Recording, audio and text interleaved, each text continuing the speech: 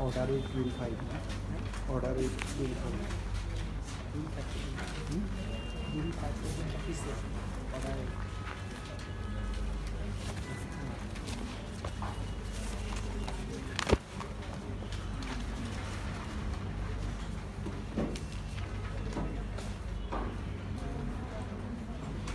যে এখানে কতগুলো জায়গা খালি আছে, এখানে জায়গা খালি আছে, ওই যে এই খালি আছে বসতে পারো।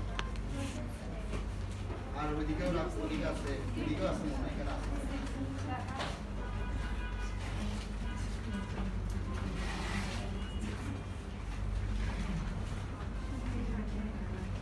আরে কারো কোনো কোয়েশ্চেন আছে? নাই? আচ্ছা, যদি কোয়েশ্চেন না থাকে তাহলে আমরা রুল 6টা দেখি। সেট অফ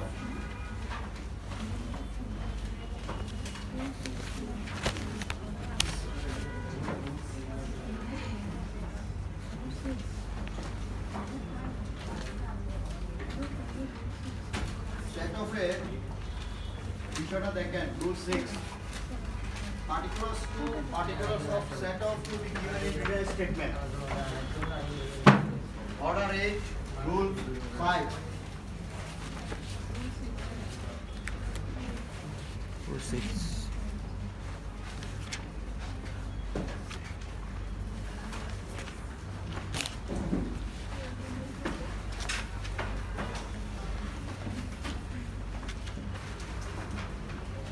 Set of, ঠিক আছে? এখন সেট অফের বিষয়টা একটু খেয়াল করেন।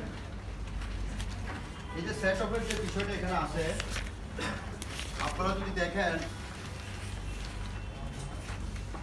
বাংলায় হচ্ছে দাবি সমন্বয়। দাবি সমন্বয়। আপনি ওয়ার্ডটা যদি দেখেন, ওই ওয়ার্ডটা যদি একটু অ্যানালাইসিস করেন তাহলে বুঝতে পারবেন এই রুলটাতে কি বলতে চাচ্ছেন। ফার্স্ট অফ অল হচ্ছে আপনার এখানে যে বিষয়টা বলতেছে যে দাবি সমন্বয় করার জন্য, অর্থাৎ আপনার একটা দাবি আছে। এখন এই দাবিটা বাদী এবং বিবাদীর মধ্যে একটা সমন্বয় করা। সাপোজ মনে করেন আপনি কারো কাছ থেকে 10 লাখ টাকা পান। হ্যাঁ, এখন এই 10 লাখ টাকা মধ্যে বিবাদী বলতেছে, ভাই আপনার সাথে তো আমার এই সমস্ত একটা লেনদেন ছিল, আগে তো আপনাকে আমি প্রায় 3 লাখ টাকার মতো অলরেডি পেমেন্ট করছি, বিভিন্ন সময়ে বিভিন্ন টাইমে আপনার কাছে আপনি আমার থেকে নিছেন, আমি এগুলো আপনাকে পেমেন্ট করছি, তো আমার হিসেবে আপনি পাচ্ছেন আর কত 7 লাখ।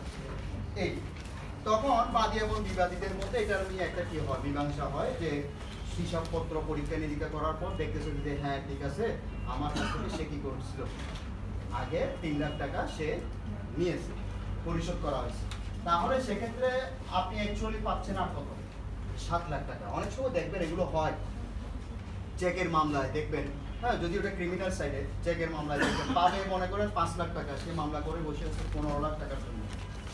হ্যাঁ, এটা অনেক সময় হয়। পরবর্তীতে গিয়ে এক সময় এটা একটা নেগোসিয়েশন হয়, দিয়ে দেখা যাচ্ছে যে বাদী যদি বলে যে ঠিক আছে তুমি আমাকে 5 লাখ টাকা বা 10 লাখ টাকা দিয়ে দাও, বাকি 15 লাখ টাকার যেটা সেটার মধ্যে আমি 5 লাখ টাকা বা 10 লাখ টাকা কি করে দিলাম, ওয়েভ করে দিলাম, এবং বাকিটা আমরা আপোষে মামলা কি করে ফেলবো, শেষ করে ফেলবো। এটা একটা ক্রিমিনাল সাইডে হয় অনেক সময়, বাট সিভিলেও এই ধরনের একটা ব্যবস্থা আছে। সেটা হচ্ছে কি, বিবাদী যদি এই ধরনের কোনো পরিশোধ করে থাকে আগে থেকে, বিবাদী তার রিটেন স্টেটমেন্টে সেটা উল্লেখ করতে পারবে যে আমি আগে তাকে এইরকম একটা কি করছি, পেমেন্ট করছি, সেহেতু ওই পেমেন্টটা বাদ দিয়ে সে আর বাকি যেটা আছে সেটা সে কি করতে পারবে, আমার কাছ থেকে আদায় করতে পারবে। তাহলে এটাকে বলা হচ্ছে একটা দাবি কি করা, সমন্বয় করা। এখন এই দাবি সমন্বয় আমি যেভাবে সহজভাবে বললাম, বাট আইনে এত সহজ না, এখানে কিছু কন্ডিশন দেওয়া হয়েছে রুল 6 এর মধ্যে। কন্ডিশন অর্থাৎ এই দাবি সমন্বয়টা আপনি প্রত্যেক মামলায় করতে পারবেন না, এখানে কিছু লিমিটেশন আছে। ফার্স্ট অফ অল হচ্ছে আপনি এই রুল 6টা অর্থাৎ এই সেট অফটা অ্যাপ্লাই করতে পারবেন শুধুমাত্র অর্থের মামলায়, মানি সুটের ক্ষেত্রে, আর কোনো মামলা এটা পারবেন না। অর্থের মামলা অর্থাৎ আপনি কারো কাছ থেকে টাকা পাচ্ছেন, সে টাকা দিচ্ছে না, এখন টাকাটা আপনি উদ্ধার করতে যাচ্ছেন, আবার এনআইএক্টের মামলা না। অর্থের মামলা বলতে সিভিলে অর্থের মামলা হয় মানি সুট, টাকা উদ্ধার, বুঝতে পারছেন? আর এটা আমার ব্যাংকে করতে পারবে না, এটা করতে হবে আমরা পাবলিক। তাহলে ফার্স্ট অফ অল হচ্ছে অর্থের মামলায়, অর্থাৎ মামলাটা অবশ্যই টাকা উদ্ধারের মামলা হতে হবে, টাকা পরিশোধের মামলা হতে হবে, এক ফার্স্ট কন্ডিশন। 2 নম্বর হচ্ছে বিবাদী লিখিত জবাবের পর, লিখিত জবাবের সময় এটা দাবি করতে হবে। বিবাদী লিখিত জবাবের সময় এটা কি করতে হবে? দাবি করতে হবে। 2 নম্বর শর্ত গেল। তারপর হচ্ছে 3 নম্বর শর্ত, এই যে এখানে জায়গা আছে পিছনে, এখানে বসেন, মাঝখানে কিছু জায়গা খালি আছে, এখানে বসে যান। তারপর দেখেন 3 নম্বর, 2 নম্বর হচ্ছে বিবাদী লিখিত জবাবে এটা উল্লেখ করতে হবে। বিবাদী তার লিখিত জবাবে কি করতে হবে? সেট অফ মানে উল্লেখিত টাকার বিষয়টা উল্লেখ করতে হবে। 3 নম্বর হচ্ছে আপনার বিবাদী প্রাপ্য টাকা যেটি সে কর্তন করতে চায়, মানে তার দাবি থেকে কর্তন করতে চায়, সেটা অবশ্যই স্পেসিফিক নির্ধারিত হতে হবে। 1 নম্বর আবার বলতেছি, বিবাদী যে প্রাপ্য টাকা কর্তন করতে চায়, উক্ত টাকা অবশ্যই স্পেসিফিক হতে হবে। এটাই পরে বলে দিচ্ছি, আপাতত লিখেন বিবাদী প্রাপ্য টাকা যা সে কর্তন করতে চায়, দাবি থেকে কর্তন করতে চায়, উক্ত টাকা অবশ্যই নির্ধারিত হতে হবে। 3 নম্বর, 4 নম্বর হচ্ছে বিবাদীর প্রাপ্য টাকা অবশ্যই আইনত আদায়যোগ্য হতে হবে। বিবাদীর প্রাপ্য টাকা অবশ্যই আইনত আদায়যোগ্য হতে হবে। বিবাদীর প্রাপ্য টাকা অবশ্যই আইনত আদায়যোগ্য হতে হবে। 5 নম্বরে লিখেন একাধিক বিবাদী থাকলে, একাধিক বিবাদী থাকলে সেক্ষেত্রে সকল বিবাদী, সেক্ষেত্রে সকল বিবাদী একত্রে, একত্রে বাদীর নিকট, বাদীর নিকট টাকা প্রাপ্য হতে হবে। একাধিক বিবাদী থাকলে সেক্ষেত্রে সকল বিবাদী একত্রে বাদীর নিকট টাকা প্রাপ্য হতে হবে। তারপরে দেখেন 6 নম্বর যে শর্ত, 6 নম্বর শর্তের মধ্যে হচ্ছে একাধিক বাদী থাকলে, একাধিক বাদী থাকলে, একাধিক বাদী থাকলে সেক্ষেত্রে সকল বাদীর নিকট, সকল বাদীর নিকট টাকা প্রাপ্য হতে হবে।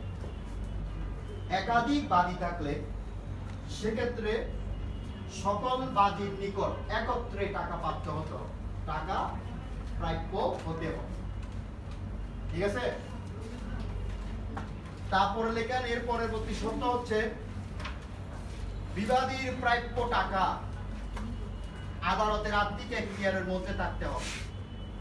বিবাদীর প্রাপ্য টাকা আদালতের আর্থিক এখতিয়ারের মধ্যে থাকতে হবে। বিবাদীর প্রাপ্য টাকা আদালতের আর্থিক এখতিয়ারের মধ্যে থাকতে হবে। তার পরবর্তী হচ্ছে লাস্ট যেটা, উভয় পক্ষ দাবি, উভয় পক্ষের দাবি একই লেনদেনের অন্তর্ভুক্ত হতে হবে। উভয় পক্ষের দাবি একই লেনদেনের অন্তর্ভুক্ত হতে হবে। উভয় পক্ষের দাবি একই লেনদেনের অন্তর্ভুক্ত হতে হবে। এই যে আপনাদেরকে আমি এখন লিখে দিচ্ছি, এগুলো হচ্ছে একেবারে রিটার্ন সহ মনে রাখবেন। স্যার, উভয় পক্ষের দাবি একই লেনদেনের অন্তর্ভুক্ত হতে হবে। ঠিক আছে? তাহলে কয়টা হলো? গণে নেন আপনারা। 8টা। Very very important. এই সেট অফটা আপনার রিটার্ন পরীক্ষায় আসে, এমসিকিউ তো আসে, তো আগে একটু বোঝার চেষ্টা করেন। এই 8টা শর্ত আপনাকে অবশ্যই ফুলফিল করতে হবে। ফুলফিল না হলে সেট অফ হবে না। তাহলে আমি প্রথমত বলছি কি, এখন সূত্র মিলান। আপনার এই যে আমি যে শর্তগুলো লিখে দিচ্ছি, এই শর্তগুলো সূত্রগুলো আগে মিলাই দেখেন। প্রথমত হচ্ছে মিস্টার এক্স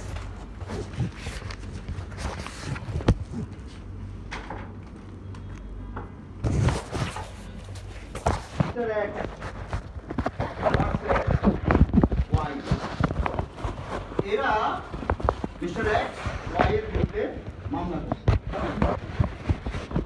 প্রথমত দেখেন মামলাটা হচ্ছে এক্স ওয়াই এর কাছে পাওনা সে দিচ্ছে না, সেজন্য সে টাকাটা উদ্ধারের জন্য মামলা করছে। ঠিক আছে, তাহলে টাকাটা কে পাচ্ছে?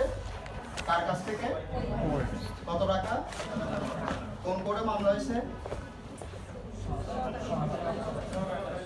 একসাথে বলে ফেলবেন, এতক্ষণ লাগে এটা বলতে। সহকারী জজ আদালতে। ঠিক আছে, কিসের মামলা এটা?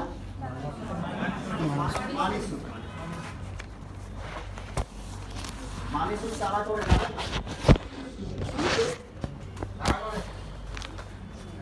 মানিসুর আগে সবাই করতে পারতো, এখন মানিসুর সবাই করতে পারে না। এক্সেপ্ট আর্থিক প্রতিষ্ঠান, অর্থাৎ আর্থিক প্রতিষ্ঠান এখন আর মানিসুর করতে পারবে না। আর্থিক প্রতিষ্ঠান করবে অর্থ ঋণ। বাংলাদেশে যে আর্থিক প্রতিষ্ঠানগুলো আছে, ফিনান্সিয়াল ইনস্টিটিউশন, এরা টাকা উদ্ধারের জন্য, ওরা মানুষকে লোন দেয় না, এই লোনের টাকা উদ্ধারের জন্য তারা আগে সিভিল কোর্টে মামলা করতো। এখন সেটা বন্ধ অর্থ ঋণ আদালত আইন আসার পর 2003। ওই 2003 সালের পর থেকে এখন যত আর্থিক প্রতিষ্ঠান আছে বাংলাদেশ ব্যাংকের তালিকাভুক্ত, সরকারের তালিকাভুক্ত, ওরা টাকা উদ্ধারের জন্য মামলা করবে অর্থ ঋণ আদালতে। ঠিক আছে, আর এর বাইরে একজন ব্যক্তি আরেকজন ব্যক্তির কাছ থেকে টাকা পাইতে পারে না, টাকা দেয় না, তাহলে টাকা কিভাবে উদ্ধার করবেন? ওই যদি টাকা না দেয় তখন সেক্ষেত্রে আপনাকে সিভিল কোর্টে মানি সুদ করতে হবে উদ্ধারের জন্য। বুঝতে পারছেন? এখন সে মামলা করছে 10 লাখ টাকার জন্য। এখন এই মামলায় আমরা বিবাদী। সাপোজ মনে করেন এই ওয়াই এর পক্ষে, কার পক্ষে? ওয়াই এর পক্ষে। এখন এই ওয়াই এর পক্ষে যখন আমরা ডাব্লিউএস দিচ্ছি, ওয়াই আমাদেরকে কিছু তথ্য দিছে ডাব্লিউএস লেখার সময়। সে বলছে যে এই 10 লাখ টাকা সে পাবে না, আসলে সে আমার থেকে অ্যাকচুয়ালি পাবে যে 6 লাখ টাকা। হ্যাঁ, তাহলে আমরা জিজ্ঞেস করলাম আপনি 6 লাখ টাকা বলতেছেন, তাহলে বাকি 4 লাখ টাকা কিভাবে আপনি এটা পেমেন্ট করলেন, বা কি মূল্যে আপনি বলতেছেন 4 লাখ টাকা অতিরিক্ত পাবে না সে? তাহলে সে বলছে যে কি সে এটা অলরেডি তাকে হ্যাভ পেইড, অথবা আগে থেকে তার সাথে একটা কি ছিল, লেনদেন ছিল। তাহলে সেক্ষেত্রে আপনাকে এখন সেট অফ করতে হবে, অর্থাৎ আপনি যখন ওয়াই এর পক্ষে ডাব্লিউএস দিচ্ছেন, ওই ডাব্লিউএস এর মধ্যে আপনাকে সেট অফটা কি করতে হবে? দাবি করতে হবে। বুঝতে পারছেন? ডাব্লিউএস তো দিচ্ছেন, ও ডাব্লিউএস এর মধ্যে আপনাকে কি করতে হবে? সেট অফ দাবি করতে হবে। কেন? আপনি অলরেডি এখানে কি দিয়েছেন? কিছু পেমেন্ট দিয়েছেন। ক্লিয়ার? এখন সেট অফটা আপনি কিভাবে করবেন? 1 নম্বর শর্ত দেখেন তো, এটা টাকা উদ্ধারের মামলা কিনা? টাকা উদ্ধারের মামলা না? ঠিক আছে। 2 নম্বর শর্ত কি? জবাব দেওয়ার সময় এটা কি করব? সেটটা দাবি করব। 3 নম্বর শর্ত কি? বিবাদী পক্ষ টাকা কর্তন করতে চাইলে, টাকা কর্তন করতে চাইলে বিবাদীর প্রাপ্য টাকা অবশ্যই কি হতে হবে? নির্ধারিত হতে হবে। বিবাদীর প্রাপ্য টাকা কি বলুন তো? 10 লাখ। বিবাদীর প্রাপ্য 10 লাখ। ওই যে 4 লাখ, সেই যে 4 লাখ টাকাই তো সমন্বয় করতে চাচ্ছে, সেটাই তো তার প্রাপ্য। হ্যাঁ, সে প্রাপ্য টাকাটা যেটা কর্তন করতে চায়, লিখছে কিনা কর্তন করতে? জি। তাহলে কোনটা কর্তন করবে সে? 6 লাখ টাকা পাবে, সে স্বীকার করতেছে, ঠিক আছে, কিন্তু 4 লাখ টাকা সে কি করতে হবে? কারণ টোটাল টাকা হচ্ছে 10 লাখ, তাহলে কর্তন করতে হবে কয় লাখ? তাহলে ওই কর্তনকৃত টাকাটা কি হতে হবে? সুনির্দিষ্ট হতে হবে। এখন এখানে যদি মনে করেন সে যদি 4,10,232 টাকা 32 পয়সা এরকম হলেও এইভাবে দিতে হবে, এটাই সুনির্দিষ্ট। বুঝতে পারছেন? এখন আপনি যদি বলেন না আমি 4,11,000 দিয়ে দিই, রাউন্ড ফিগার, নো, এখানে রাউন্ড ফিগার আসবে না। কারণ ব্যাংকে আপনি স্টেটমেন্ট এভাবে দিবেন, যদি আপনি ব্যাংকে পেমেন্ট করেন, ওর সাথে ব্যাংকের লেনদেন হয়, মানে চেকের মাধ্যমে হয়েছে বা তার অ্যাকাউন্টে জমা দিয়েছেন, এরকম যদি হয়, অথবা আপনি তাকে চেকে ওইভাবে দিচ্ছেন, তাহলে চেকে যেভাবে দিচ্ছেন, যে অ্যামাউন্টটা লিখছেন সেটাই আপনাকে কি করতে হবে। ইভেন অনেক সময় স্ট্যাম্পের মাধ্যমেও লেনদেন হয়, যে আপনাকে আমি 4 লাখ টাকা পেমেন্ট করতেছি, স্ট্যাম্পে কি হয়? লেনদেন হয়েছে। তাহলে স্ট্যাম্পে যেটাই লিখছেন সেটাই আপনাকে অ্যাকুরেটলি লিখতে হবে, কম বেশি লেখা যাবে না। ক্লিয়ার? আচ্ছা, এবার আসেন 4র্থ নম্বর যে শর্ত, কি বলছি? আদায়যোগ্য হতে হবে। এবার আসেন, এখন এই বিবাদী 4 লক্ষ টাকা, সে বলতেছে যে আমি বাদীর সাথে অলরেডি আগে একটা পেমেন্ট করে ফেলছি। কি করে ফেলছে? পেমেন্ট করে ফেলছে। তাহলে সে এই 4 লক্ষ টাকা বাদ দেওয়ার জন্য বলতেছে। বুঝতে পারছেন? এখন এখানে বাদী আইনত আদায়যোগ্য যে কথাটা বলছে, এখন এই 4 লাখ টাকা মনে করেন এটা যদি এরকম হয় জুয়া খেলার টাকা, মনে করেন এই বাদী বিবাদী বন্ধু, হ্যাঁ, অথবা ব্যবসায়িক বন্ধু, তারা মাঝে মধ্যে একটু জুয়া খেলে, হ্যাঁ, ক্রিকেট খেলার মধ্যে হয় না, তারপর আরো বিভিন্ন ভাবে তারা জুয়া খেলে। এখন ওই জুয়ার মধ্যে তাকে পেমেন্ট করছে কত? 4 লাখ টাকা। এখন সে বলতেছে অলরেডি তো তোমাকে আমি আগে 4 লাখ টাকা দিয়েছি। কোথায়? ওই যে এখানে, এটা আমরা দোয়া মাহফিলে পড়ছিলাম, ওখানে দিয়ে দিয়েছিলাম। ঠিক আছে? দোয়া মাহফিলে বসো না, আমাকে মোনাজাত করো না, হ্যাঁ? তাহলে ওই দোয়া মাহফিলে যে বসছিলাম, তাহলে সেখানে তো তোমাকে অলরেডি কি করছি? আরে যেটা অবৈধ টাকা, এটা তো আপনি কোর্টের কাছে জীবনে মুখ খুলে বলতেও পারবেন না। প্রথমে কোর্টে বললে আগে ওরা মানো। ঠিক আছে? তাহলে এটা একটা হতে পারে। আপনি অথবা অবৈধ ব্যবসা করেন, আপনাদের মতো আরেকটা লাইন দেন আছে, অবৈধ লাইন। ঠিক আছে? অর্থাৎ বৈধ ব্যবসার পাশাপাশি অনেকে অবৈধ কিছু কি করে ব্যবসা করে না, একটু তাড়াতাড়ি বড় লোক হওয়ার জন্য। হ্যাঁ, মানে খুব কম সময়ে একটু শর্টকাট ওয়েতে যদি একটু বড় লোক হইতে পারে, সমস্যা কি? তো অনেকে দেখবেন যে বৈধ ব্যবসার পাশাপাশি একটু অবৈধ ব্যবসা দিয়ে একটা করে, তখন ওই অবৈধ ব্যবসার মতো মনে করতে আসে তার মধ্যে কি হয়েছে, হ্যাঁ, টাকা পয়সা লেনদেন হয়েছে। মূলত কথা হচ্ছে এই যে 4 লাখ টাকা সে যেটা মানে বাদ দিতে চাচ্ছে বা সমন্বয় করতে চাচ্ছে, এই টাকাটা অবশ্যই বৈধ হতে, বাংলাদেশের আইনে অবৈধ এই ধরনের কোনো যদি লেনদেন হয় সেটা হবে না। সেটা আপনাদের বিষয় পার্সোনাল, কিন্তু সেটা আপনি আইনত আইনে কি করতে পারবো না, বৈধতা দিতে পারবেন। ক্লিয়ার? এরপরের সত্যে আসেন, এরপরের সত্যটা এখনো আসে নাই। এটা একাধিক বাদী বলছি না, একাধিক বাদী, আবার একাধিক বাদী, দুটো বাদ দেন, পরের লাইনে চলে যান। কি বলছিলাম? একাধিক বাদী থাকলে বিবাদীর প্রাপ্য টাকা আর্থিক এখতিয়ারের মধ্যে। আচ্ছা, দেখেন তো 4 লাখ টাকা এই কোর্ট দিতে পারবে? পারবে কিনা? আর্থিক এখতিয়ার আছে না? আছে। 1 টাকা থেকে কত লাখ টাকা পর্যন্ত? তাহলে ওর দাবি কত? 4 লক্ষ। তাহলে তার দেওয়ার কি আছে? ক্ষমতা আছে। এর পরবর্তী লাইনে চলে যান। উভয় পক্ষের দাবি মূল কথা হচ্ছে এখানে এই লাস্ট লাইনটাই হচ্ছে গুরুত্বপূর্ণ। এবার দেখেন, উভয় পক্ষের লেনদেন হতে হবে একই লেনদেনের অন্তর্ভুক্ত হতে হবে। এবার আসেন, আপনার এই এক্স এবং ওয়াই, এক্স যে ওয়াই এর কাছ থেকে যে টাকাটা দাবি করতেছে 10 লাখ টাকা পাবে, তার মধ্যে তার আর্থিক লেনদেনের কথা উল্লেখ করতে হবে না? আমি যদি এমনি এমনি বলে আমি আপনার থেকে 10 লাখ টাকা পাই, আরে পাও, ঠিক আছে, কি লেনদেন, কি উপায়ে পান, কি কারণে পান, কখন দিচ্ছেন, কি বিষয়ে দিচ্ছেন বলতে হবে না? একটা বিচারে বসলে আপনি শুধু আদালত যদি আপনার থেকে জিজ্ঞেস করে আপনি ওনার কাছ থেকে কত টাকা পান? 10 লাখ। আচ্ছা, কি কারণে পান? আপনি বলছেন আমি জানি না, কিন্তু আমি 10 লাখ টাকা পাই। হবে? আপনাকে লেনদেনের সোর্স বলতে হবে না? এখন এই লেনদেনের মধ্যে মনে করেন তাদের মধ্যে সাপোজ মনে করেন ওরা রেস্টুরেন্ট বিজনেস করতো। কি বিজনেস? Restaurant business. কেমন? এখন বর্তমানে এটা বেশি চলে, তাই না? হ্যাঁ, 4-5 জন মিলে একটা রেস্টুরেন্ট দেয়, আর 4-5 মাস পরে আবার চলে যায়। এটা হলো ব্যবসা।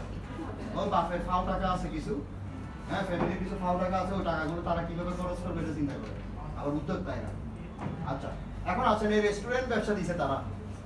এখন এই রেস্টুরেন্ট ব্যবসাতে এক্স এবং ওয়াই তারা দুজন কি পার্টনার? বুঝতে পারছেন? এই পার্টনারশিপ বিজনেসের মধ্যে এক্স ওয়াই এর কাছ থেকে এই রেস্টুরেন্ট ব্যবসার পারপাসে কত লাখ টাকা? 10 লাখ টাকা কি আছে? পাওনা আছে। হ্যাঁ, ব্যবসায়িক উদ্দেশ্যে। এখন সে তার আর যেটা এই কথা উল্লেখ করছে না, লেনদেন, এখন লেনদেন উল্লেখ করছে কিনা, কোন লেনদেনের পারপাসে সে তার কাছ থেকে 10 লাখ টাকা পায়। তাহলে রেস্টুরেন্ট বিজনেস আছে, তাদের মধ্যে পার্টনারশিপ বিজনেস, এবং এই পার্টনারশিপ বিজনেসের আওতায় তারা একটা রেস্টুরেন্ট ব্যবসা করছে। সেখানে সাপোজ মনে করেন ওয়াই 10 লাখ টাকা দেওয়ার কথা, পার্টনারশিপ বিজনেস টাকা দিতে হবে না?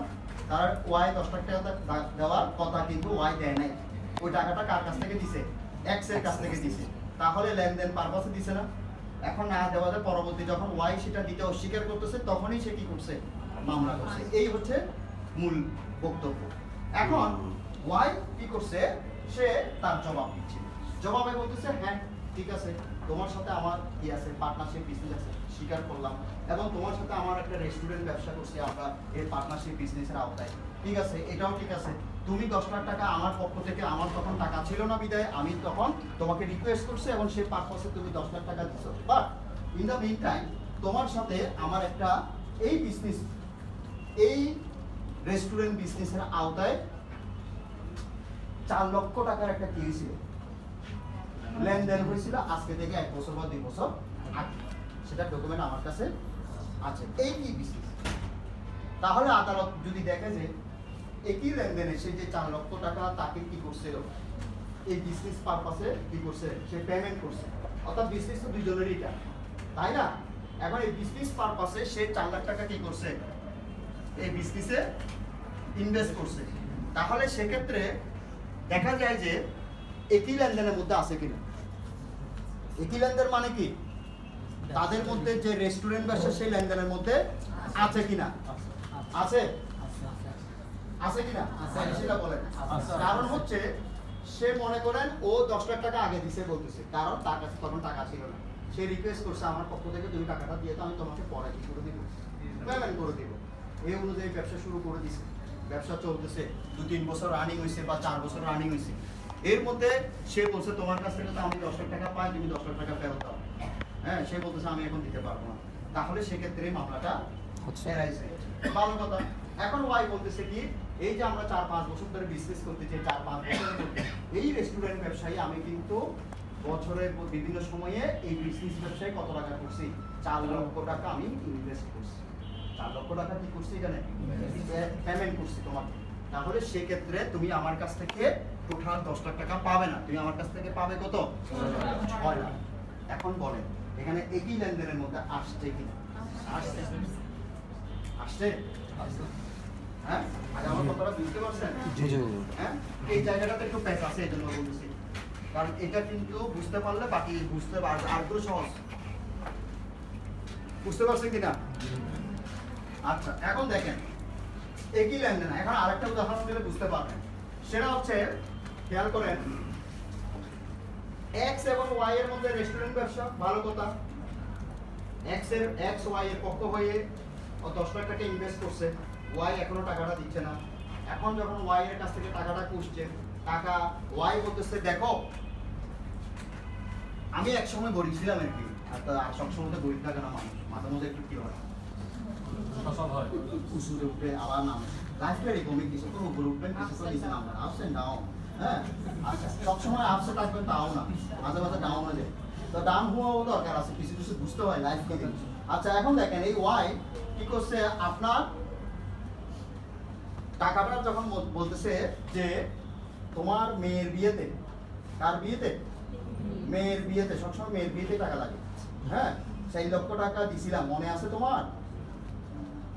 আজকে থেকে 2 বছর আগে তোমার টাকা ছিল না, মানে টাকা ছিল না বলতে টাকা শর্ট ছিল, তখন তুমি আমার কাছ থেকে কিছু টাকা ধার চাইছিলা, 5-6 লাখ টাকা, আমি তোমাকে ওই সময় দিয়ে দিছিলাম 4 লক্ষ টাকা দিছিলাম।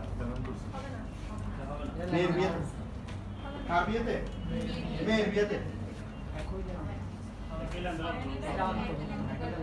এখন সে যখন ডাব্লিউএস দিচ্ছে, কেন ভাই টাকাটা ওকে দিছে না, আগে শুনেন না, এখন যখন ডাব্লিউএস দিচ্ছে, টাকা ডাব্লিউএস দেওয়ার সময় সে বলতেছে অমুক তারিখ অমুক সালে তোমার মেয়ের বিয়েতে আমি 4 লক্ষ টাকা তুমি আমার কাছ থেকে ধার চেয়েছিলে, আমি 4 লক্ষ টাকা দিয়েছিলাম, তোমাকে পেমেন্ট করছিলাম। সো এখন তুমি আমার কাছ থেকে পাবে ওই 4 লক্ষ টাকা বাদ দিলে আর পাবে 6 লাখ টাকা। এখন আমার কথা হচ্ছে এটা সেট অফের পর্যায়ে করবে করবে না, না স্যার, এটা তো একই লেনদেন না স্যার, করবে না,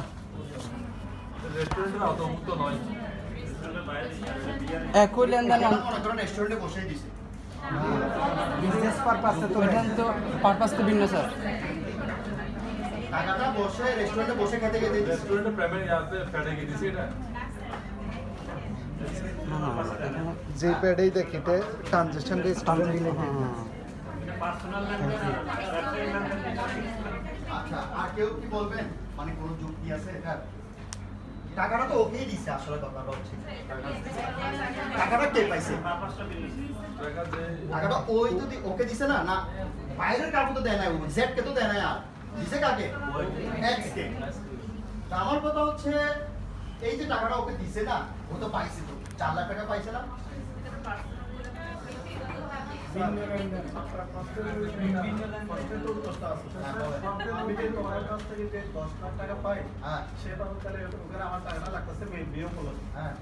যখন বললো সেখানে সেটা আগ্রহ দাও ও বললো আমি 4 লাখ টাকা দিলাম সেক্ষেত্রে তো অবশ্যই সে কি রিজল্ট দিল নিশ্চয় তার পাবো ওই যে 10 লাখ টাকার এগেইনস্টে সে 4 লাখ টাকা 4 লাখ টাকা যদি ডকুমেন্টটাই থাকে সেটা তো সেট আপ করা বিষয়টা আর কেউ ওনার যুক্তিটাও ঠিক আছে হ্যাঁ আর কেউ বলবেন কিনা ধন্যবাদ আর কেউ আর কারো কোনো যুক্তি আছে কিনা আপনারা তো বলতেছেন অনেকে পারবে না পারবে এই ধরনের কোনো যুক্তি আছে কিনা একজনের কাছ থেকে পাইলাম পারবে আচ্ছা আর কেউ কোনো যুক্তি দিবেন কিনা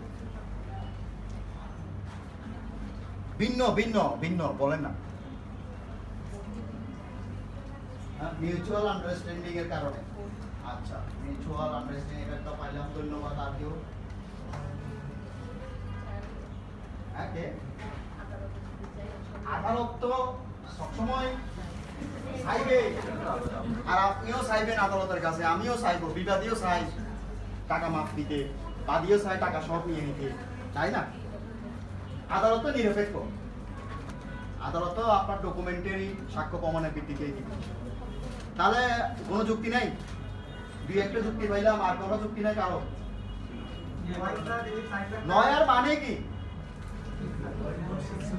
এই যে বলেন এখন মনে করেন আপনার অপোজিট আমি দাঁড়াইলাম এখন আমি একটা এই কথাটা বললাম এখন আপনার একটা পাল্টা যুক্তি দিতে হবে না এখন আপনি যদি বলেন ঠিক আছে আমি জেনে নিলাম এটা হইল লয়ার মানে লয়ার হচ্ছে যুক্তির পর যুক্তি চলবে যুক্তি পাল্টা হ্যাঁ এটা আপনার মামলার সাথে নাও যেতে পারে কিন্তু এমন যুক্তি যেটা অবশ্যই কাছাকাছি আদালতও কি করবে অনেক সময় এটা চিন্তায় নিবে যেমন ও যে যুক্তিটা দিছে খারাপ না এটাও একটা ভালো যুক্তি হ্যাঁ আশেপাশে থাকতে হবে আবার অযৌক্তিক যুক্তি দিলে হবে না আপনার ওই ম্যাটারের সাথে রিলেটেড যুক্তি এগুলো হচ্ছে লয়ারের কৌশল এই জন্য বলে বিজ্ঞ কৌশলী বাকি সবাই লয়ার অ্যাডভোকেট কিন্তু কৌশলী কম মনে রাখবেন এগুলো হলো কৌশলের বিষয় বুঝতে পারছেন আচ্ছা এখানে যে বিষয়টা মেয়ের বিয়ে এটা সেট অফ হবে না কেন হবে না প্রথমত হচ্ছে ওই যে আমি আর্জিতে লিখছি আমার লেনদেনের উৎসটা লিখছি সেখানে তো আমি লিখি নাই সে আমার পূর্ব পরিচিত বন্ধুত্বপূর্ণ সম্পর্কর জের ধরে তাকে আমি 10 লাখ টাকা ধার দিয়েছিলাম ধার তাহলে এখানে কোনো ঠিক নাই লেনদেনের কথা উল্লেখ নাই তাহলে সেই সুবাদে যদি তখন যদি মেয়ের বিয়ের কথা আসতো তখন সেটা কিন্তু একই লেনদেনের অন্তর্ভুক্ত হতো ধারকৃত টাকা আমি ধারকৃত টাকাটা অংশ বিশেষ কি করছিলাম তখন তাকে ফেরত দিছে কিন্তু বাদী তারা যেটা অলরেডি উল্লেখ করে দিছে লেনদেনের উৎসটা কি ওই রেস্টুরেন্ট ব্যবসা তাদের সাথে পার্টনারশিপ ব্যবসা এখন মেয়ের বিয়েতে এটা হচ্ছে আপনার পার্সোনাল ট্রানজ্যাকশন এটা আপনি পার্সোনালি তাকে আপনি আপনার বন্ধু বিপদে পড়ছে এখন হ্যাঁ এখন তাকে হঠাৎ করে তার 1 লাখ টাকা লাগছে মনে করেন একটা অপারেশন হবে হ্যাঁ তার কাছে এখন এই মুহূর্তে এত টাকা ক্যাশ নাই ঠিক আছে 2 লাখ টাকা এখন ইনস্ট্যান্ট লাগছে 2 লাখ টাকা অনেক সময় ক্যাশ নাও থাকতে পারে এখন হঠাৎ করে তা আপনাকে ফোন দিছে আপনি কি করছেন তাকে 2 লাখ টাকা দিচ্ছে তাহলে এটা হচ্ছে পার্সোনালি আপনি তাকে কি করছেন বাট ব্যবসায়িক যখন হিসাবে বসবেন তখন তার সাথে ব্যবসায়িক কি লেনদেন চলছে সেটা হচ্ছে বুঝতে পারছেন এবার এই জন্য মেয়ের বিয়েতে টাকা দিলে সেটা আসবে না এখন আপনি বলতে পারেন তাহলে এই টাকাটা কিভাবে হিসাব হবে হ্যাঁ এবার আসেন এই টাকাটার সমাধান কি এই 4 লাখ টাকা কি কোথাও হিসাব হবে না আপনার যুক্তি আসতে পারে এই জন্যই বলছি লয়ার মানে যুক্তি আপনি তো তখন পাল্টা যুক্তি দিতে পারেন তাহলে এই 4 লাখ টাকার হিসাব কি হবে বলেন আমাকে আমি যে ওকে 4 লাখ টাকা দিছি এই 4 লাখ টাকার হিসাবটা কি হবে বলেন তখন আদালত কি বলবো আমি ওকে 4 লাখ টাকা দিছি না ঠিক আছে এটা লেনদেনের আওতায় পড়তেছে না কিন্তু আমি তাকে তো 4 লাখ টাকা কি দিছি পেমেন্ট করছি মেয়ের বিয়ে উপলক্ষে ওই ওই টাকা তো আমি তাকে দান করি নাই, দান করছি? যদি বলতাম যে না তোমার মেয়ের বিয়েতে আমি 4 লাখ টাকা গিফট করলাম, তাহলে এটা একটা কথা ছিল, এই টাকা আপনি ফেরত পাবেন। গিফট গিফট কোনদিন ফেরত দেওয়া যায়? হ্যাঁ, কিন্তু সে তো দিছে কি দান হিসেবে, আর যে চাইছে সেও কি চাইছে দান হিসেবে চাইছে। সো সে যখন 4 লাখ টাকা দান হিসেবে চাইছে, তাহলে সেক্ষেত্রে এই টাকার সমাধানটা কি হবে, এই টাকার হিসাব কিভাবে হবে, প্রশ্ন আসতে পারে না? এখন আসে এই ক্ষেত্রে সেট অফ 2 প্রকার, সেট অফ 2 প্রকার। একটা হচ্ছে legal set of, 1 number legal set of, 2 number equitable set of, equitable set of. 1 number হচ্ছে লিগ্যাল সেট অফ, 2 নাম্বার হচ্ছে কি ইকুইটেবল সেট অফ। ঠিক আছে? আচ্ছা, এখন আসেন আপনাদেরকে আর একটু ইজি করি। এতক্ষণ আমি যা ওয়াশ করলাম এগুলো হচ্ছে লিগ্যাল সেট অফ। আর এই যে মানবিক, একটা মেয়ের বিয়ে দিতে পারলে অনেক সব, তাই না? ছেলের বিয়ে না দিলে কি দরকার নাই, মরে যাবে। হ্যাঁ, আজ পর্যন্ত ছেলের বিয়ের জন্য কোনোদিন কোনো মা বাপ টাকা খুঁজতে দেখি না। যত ফকির দেখছি ওর বিল্ডিং এ সব মেয়ের বিয়ে। কেন ভাই, আমি একদিন প্রায় সময় জিজ্ঞেস করি ছেলের বিয়ে দিয়ে দেন না, ছেলের বিয়ে জন্য টাকা পয়সা লাগে না, সবসময় মেয়ের বিয়ের জন্য কেন? এমন কি বর্তমান সময় তো ছেলের বিয়েতে বেশি টাকা খরচ হয়। হ্যাঁ, ছেলেরা এই জন্য বিয়েও করতে পারতেছে। এই একটা জ্বালা। কারণ হচ্ছে প্রথমতই হচ্ছে দেন মোহরে চলে যায়, এটা তো অবশ্যই দিতে হবে, দিতে হবে কিনা? তো মেয়েরা তো এটা, আপনার মেয়ের পক্ষ থেকে হিসাব করে না, আপনি মেয়ের পক্ষ থেকে বলে দেন যে প্রথমে 20 লাখ টাকা দিতে হবে। তা আপনি কয় টাকা খরচ করছেন মেয়ের বিয়েতে? টোটাল 20 লাখ টাকা খরচ করছেন এখনো, কিন্তু আপনি তো ডাইরেক্ট বলে দিচ্ছেন 20 লাখ টাকা। তো ওই টাকা তো কে দিবে? ওই টাকা তো ছেলের বাপও দিবে না, কাকে দিতে হবে? তাহলে ছেলের বিয়েতে খরচ বেশি না মেয়ের বিয়েতে খরচ বেশি? ছেলের বিয়েতে খরচ বেশি। এই দেন মোহর জীবনে মাফ হবে? তাহলে দেন মোহরটা তাকে দিতে হবে না? এখন তো 20 লাখ টাকা যদি একটু স্ট্যাটাস হয়, একটু ভালো লাগা বুঝতে হবে, সেরকম 30-40-এর উপর। আর বড় লোকদের কথা তো বললাম না, এটা কোটি ছাড়া চলে না ওরা। তাহলে সেই ক্ষেত্রে আপনার এই যে টাকা, এই টাকা তো অবশ্যই তাকে কি করতে হবে, দিতে হবে না? তাহলে একটা ছেলের দায় কত বলেন তো? বিয়ের পর থেকে তার দায় শুরু। হ্যাঁ, মেয়ে মানুষ যদি বলতো যে আমার এত 20 লাখ লাগবে না, আমার 2 লাখ টাকা দিতে হবে, তাহলে ছেলেরা এখন যারা বেচারা আমার মতো পড়ে আছে, ঠিক আছে, হ্যাঁ, তাহলে আর কষ্ট হইতো না, বুঝতে পারছেন? আমি আবার এটা মনে করি না। আচ্ছা, এখন কথা হচ্ছে আপনার অনেকে তো টাকা পয়সার জন্য করতে পারতেছে না, আসে না এরকম? কারণ কি? এখন আপনি যদি সেটেল না হন, টাকা ছাড়া কোনো কি নাই, মূল্য নাই।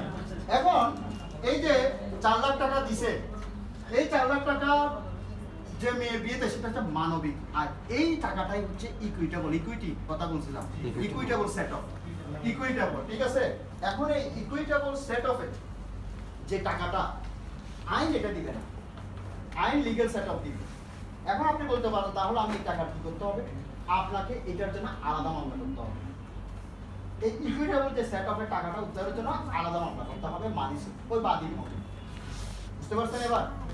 আর যদি এটা লেনদেন একই লেনদেনের হয়, তাহলে সেক্ষেত্রে ওই একই লেনদেনের টাকাটা উদ্ধারের জন্য আপনি এই মামলাতেই রুল 6 অনুযায়ী সেট অফ দান করতে পারবেন। ক্লিয়ার? শেষ।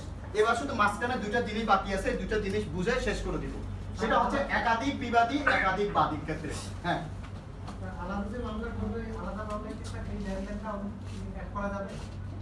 আপনি তো এই লেনদেনের জন্য আলাদা মামলা করবেন, অর্থাৎ এক্স কে ওয়াই এই মেয়ের বিয়েতে যে 4 লাখ টাকা দাম দিয়েছেন, সেই টাকাটা উদ্ধারের জন্য আলাদা মামলা করতে হবে। আচ্ছা, এখন আসেন একাধিক বিবাদীর ক্ষেত্রে।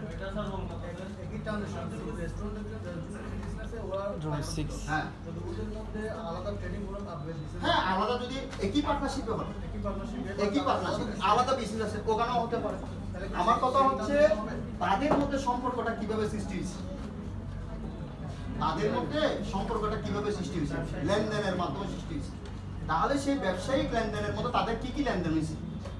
তাদের শুধু রেস্টুরেন্ট ব্যবসার পাশাপাশি তাদের একটা মনে করেন একটা গ্রোসারি শপ আছে, সুপার শপ আছে। তাহলে সুপার শপে যদি সে যদি গিয়ে থাকে তাহলে সেটাও একই লেনদেনের অন্তর্ভুক্ত হবে। কেন? তারা একই পার্টনারশিপ বিজনেসের আওতায় ওই বিজনেসটা করতেছে। ক্লিয়ার? বুঝতে পারছেন? আচ্ছা, এখন আসেন একাধিক বাদী বা একাধিক বিবাদীর ক্ষেত্রে হলে কি হবে? মনে করেন এক্স এর সাথে কে আছে, ওয়াই আছে, জেড আছে, ভার্সেস এ, বি এবং সি, এই তিনজন। খেয়াল করেন প্রথমে এখানে দেখেন একাধিক বাদী একাধিক বিবাদী আছে না? তাহলে প্রথম সূত্রটা দেখেন, একাধিক বাদী হলে সকল বিবাদী একত্রে প্রাপ্য হতে হবে। কার কাছে? বাদীর কাছে। আচ্ছা, এখন দেখেন সকল বিবাদী মনে করেন ওই 4 লাখ টাকাটা এ, বি এবং সি তিনজনে মিলে 4 লাখ টাকা পেমেন্ট করছে। কার কাছে? এক্স এর কাছে। খেয়াল করেন, কার কাছে? এক্স এর কাছে।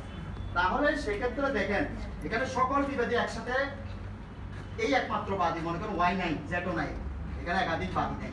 তাহলে সেক্ষেত্রে একসাথে বাদীর কাছে প্রাপ্য হচ্ছে কিনা? এক্স, এ, বি, সি একসাথে প্রাপ্য হচ্ছে, এটা ঠিক আছে। কিন্তু মনে করেন এখানের মধ্যে এই টাকাটা শুধু দিছে এ, কে দিছে? এ, এই 4 লক্ষ টাকা দিছে, বি দেয় নাই, হ্যাঁ, সিও দেয় নাই। তাহলে বি আর সি কি করতেছে না? দাবি করতেছে না। কে দাবি করতেছে? শুধু এ। কার কাছে? এক্স এর কাছে। সেট অফ হবে না। হতে হলে অবশ্যই সবাইকে একসাথে কি করতে হবে? দাবি করতে হবে। ক্লিয়ার? আচ্ছা, এবার আসেন একাধিক বাদীর ক্ষেত্রে দেখেন এখানে ওয়াই আছে, জেডও আছে। কেমন? এই মনে করেন তিনজন একসাথে 4 লাখ টাকা দিছে, ওই সেম জিনিস একসাথে মনে করেন শুধু এক্স এর কাছে দাবি করতেছে। কার কাছে? এক্স এর কাছে। কিন্তু এখানে ওয়াইও আছে, জেডও আছে, তাদের কাছে টাকাটা কি করতেছে না? দাবি করতেছে না। হবে না, সেট অফ হবে না। তাহলে কখন হবে? একসাথে ওয়াই এবং জেড তিনজনের কাছে কি করতে হবে? দাবি করতে হবে, একসাথে দাবি করতে হবে। তাহলে সেট অফ হবে, অন্যথায় হবে না। এই হচ্ছে সেট অফের সূত্র। বুঝতে পারছেন? এবার আপনারা কয়টা সূত্র লিখলাম? 7টা না 8টা মিলে পেয়েছেন? হিসাব পাইছেন তো? ঠিক আছে। আমাদের বলতে গেলে রিটেন স্টেটমেন্ট প্রায় শেষ। ঠিক আছে? হ্যাঁ বলেন।